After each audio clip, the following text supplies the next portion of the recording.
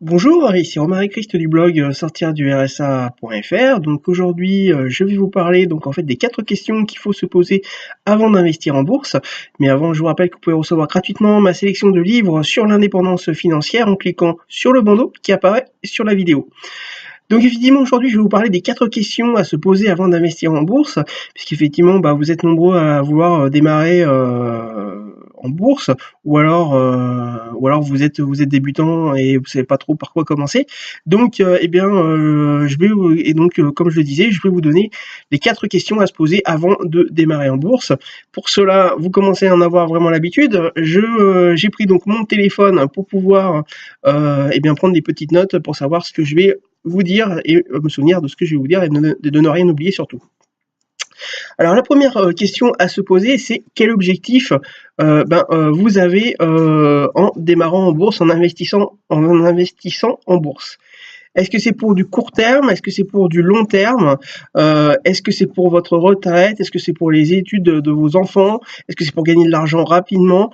Donc ça, c'est une question qu'il va falloir vous poser. Et c'est la première question qu'il va falloir vous poser, de savoir ce que vous souhaitez faire avec l'argent que vous allez gagner à peu près le laps de temps auquel vous souhaitez pas forcément le temps d'investissement, mais en fait le montant également que vous souhaitez gagner, puisque vous selon que vous voulez vous en servir pour votre retraite ou par exemple pour vous payer un permis de conduire, j'en sais rien, je dis un exemple au hasard, forcément ce sera pas la même somme du tout, donc il faudra à ce moment-là décider un petit peu de ce que vous allez faire au départ.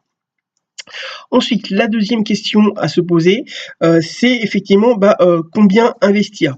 Alors effectivement, ça rejoint un petit peu ce que je disais juste avant par rapport au montant que vous souhaitez gagner, si effectivement par rapport à l'objectif que vous avez au départ, au tout début.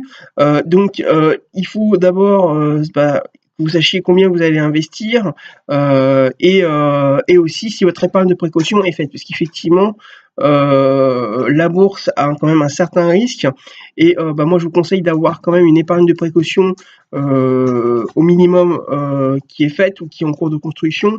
Donc j'en parle dans une autre vidéo également, ce qui est une épargne de précaution et comment la construire, mais je vais vous en dire 2 mots quand même. Il faut savoir que une épargne de précaution, en fait c'est un montant que vous laissez par exemple sur des livrets, sur un livret A par exemple, qui est disponible assez rapidement et qui vous sert en cas de problème, en cas de coup dur, comme je dis souvent. Si par exemple vous devez changer une voiture, que vous devez changer un électroménager qui tombe en panne, ou vous avez une grosse facture qui tombe, vous pourrez à ce moment-là vous puiser dans cette épargne de précaution qui sera faite, plutôt que sur de l'argent qui sera investi en bourse, qui sera plus difficile à retirer, notamment si vous prenez d'autres instruments financiers où c'est un peu plus compliqué, on va le voir juste après. Pouvoir sortir de l'argent, donc c'est quand même mieux d'avoir une épargne de précaution et quand vous puisez dedans, bien sûr, c'est de la renouveler au niveau que vous avez puisé, voire éventuellement de la consolider si vous avez vu qu'elle est un petit peu juste. Effectivement, combien investir? Bon là effectivement ça va être vous qu'il va falloir que vous posiez la question et vous êtes seul en fait à avoir la réponse. Mais par contre avant, je vous conseille donc d'avoir cette épargne de précaution qui est faite ou qui est en cours de construction en tout cas. Ensuite, troisième question à se poser, voilà, j'y arrive. Donc c'est savoir si effectivement il faut investir tous les mois ou en une seule fois, parce qu'effectivement une fois qu'on sait combien on va investir, en fait il est bon de savoir si effectivement on va tout investir d'un coup ou si on va investir un petit peu tous les mois. Donc moi je vous conseille d'investir un petit peu tous les mois, puisqu'effectivement ça vous permettra déjà que ce soit que vous ayez moins d'attentes tout simplement, parce qu'effectivement par exemple si vous attendez d'avoir 10 000 euros, si vous souhaitez investir 10 000 euros en bourse, si vous ne les avez pas, il va falloir vous attendre un temps assez long avant de les avoir. Donc moi je vous conseille effectivement de commencer à investir tous les mois selon votre salaire. Alors moi je vous conseille à peu près, moi je suis à peu près à une quinzaine de pourcents de mes revenus mensuels. Donc il faut savoir que c'est quand même mieux de commencer à 5%, mais effectivement vous pouvez commencer même avec 10 €, ça n'a pas d'importance, mais on va dire que à partir de 100 € par mois, ça devient intéressant d'investir en bourse. Donc et d'acheter des actions par exemple qui seront intéressantes pour vous rapporter ou des dividendes ou pour faire des plus-values. Donc, donc voilà, donc moi je vous conseille effectivement d'investir tous les mois, mais effectivement vous pouvez investir des plus grosses sommes, mais bon il faut faire attention quand même parce qu'effectivement quand on investit des grosses sommes et qu'on n'a pas l'habitude et qu'on est débutant, eh bien ça peut partir vite, on peut faire des mauvaises opérations et faire des moins-values tout simplement. Ensuite, quatrième et dernière question, donc j'en arrive à quel produit financier utiliser.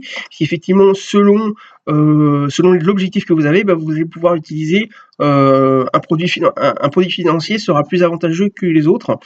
Donc si vous faites du court terme, si effectivement l'objectif est à court terme, ou si c'est de gagner de l'argent à court terme, là à ce moment-là, donc par exemple, je sais pas, voilà, vous payez un permis de conduire ou des vacances l'année prochaine par exemple.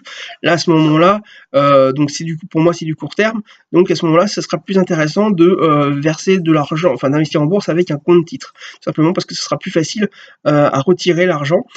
Par contre, si c'est plus à long terme, par exemple si c'est pour votre retraite ou si c'est pour vous payer par exemple une maison à 200 000 € par exemple, c'est pareil, c'est un exemple, hein.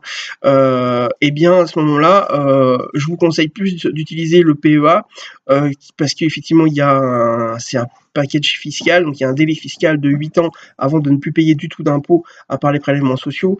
Donc là, ce sera plus intéressant de retirer en fait votre argent à partir de la 8e année. Donc forcément, eh bien, vous perdrez moins d'argent en les sortant dans 8 ans plutôt que de les sortir au bout de 2 ans ou même avant, voire au bout de 5 ans par exemple. Donc voilà les 4 questions qu'il faut vous poser avant d'investir en bourse. Donc à vous de répondre à ces 4 questions avant d'investir en bourse pour pouvoir donc au mieux investir et gagner de l'argent en bourse. Voilà, donc c'était Romain Christ du blog sortirdursa.fr. Donc je vous rappelle que vous pouvez recevoir gratuitement ma sélection de livres sur l'indépendance financière en cliquant sur le bandeau qui apparaît sur la vidéo. Je vous rappelle également que vous pouvez vous abonner à cette chaîne YouTube en cliquant sur le bouton s'abonner qui est en bas à droite de la vidéo. Et je vous rappelle également que j'ai besoin de votre retour. Donc si vous avez aimé cette vidéo, n'hésitez pas à cliquer sur le pouce levé afin de la liker, de faire monter cette vidéo dans les moteurs de recherche YouTube et qu'un maximum de personnes puissent la visionner et se renseigner sur les questions à se poser lorsqu'on veut investir en bourse. Voilà, écoutez, je vous dis à très bientôt dans une prochaine vidéo.